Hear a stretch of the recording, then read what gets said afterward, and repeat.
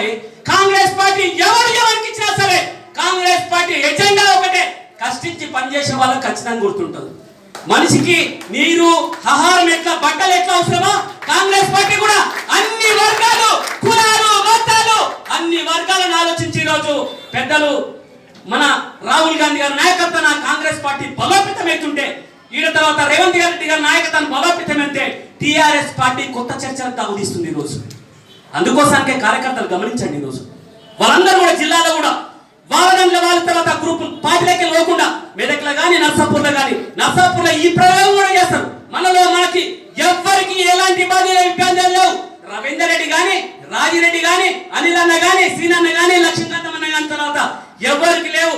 అన్ని వర్గాలకు అన్నిటికీ వాళ్ళు సమస్య సాధిస్తారు. కులాల వారిగా ప్రతిపాదన తీసుకొని కాంగ్రెస్ పార్టీ టికెట్లు ఇస్తారు తప్ప, కానీ ఏ ఒక్క వ్యక్తికో జెండా మోసడానికి గుర్తిస్తారు తప్ప బ్రోకర్లకు